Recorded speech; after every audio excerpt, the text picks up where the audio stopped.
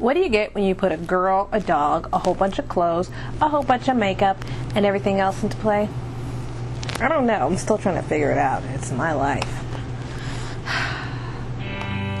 I'm no angel, but I'm true. And I'm gonna spend all day trying to. Yeah, even if it kills me, I'm gonna get back to me.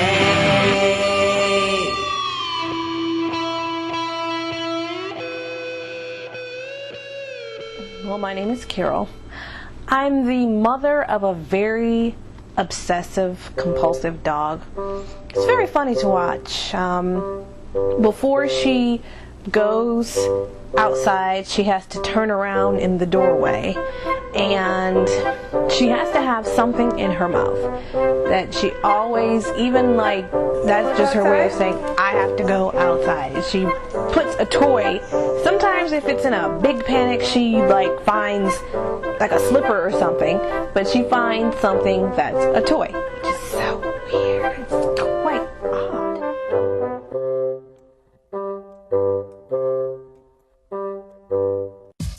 I guess you could say I'm a primper. I do. Well, there's a story behind the reason why I'm always in the mirror and I always like to catch myself in reflection.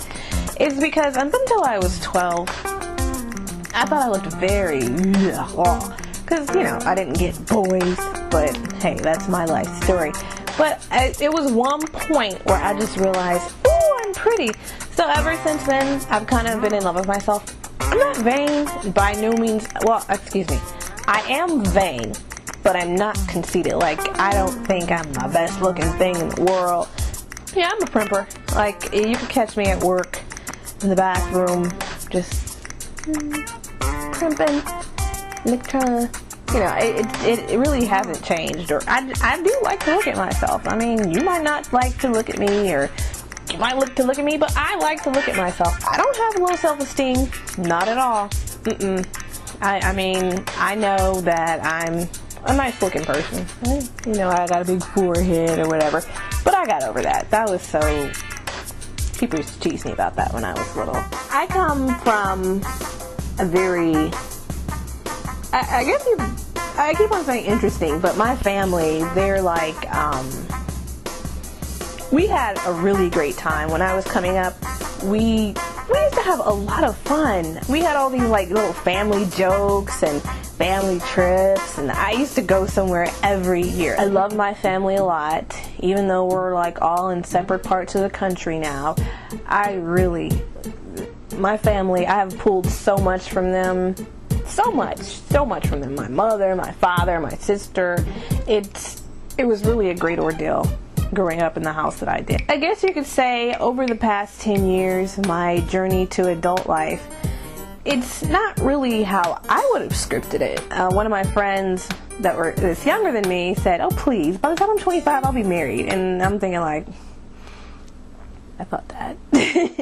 But it didn't work out that way. And it's not like, I guess the way I'm kind of mad about it is because I'm not one of those people that are trying not to get married. Because there are people in my age group that are trying not to get married. Like, well, I have to do this, this, and this. But I know that you can do this, this, and this, and maintain a husband. I'm not saying that it's easy. I know that it's hard. I've been all up in marriages. I know that marriage is really challenging and hard, and it takes a lot of dedication. But I'm ready for that challenge. I definitely am, because it's like, these ovaries aren't getting any younger. In my adult life, I've gone through many changes. You know, I went to school. I kind of got my little extra skills that I needed for broadcasting. I started my own production company, which don't ask about that. If anybody needs production, I'm your gal. Well, I don't know if you probably still want to do a production project after what you just heard if you've been watching the whole time. But I can assure you I'm a very talented individual.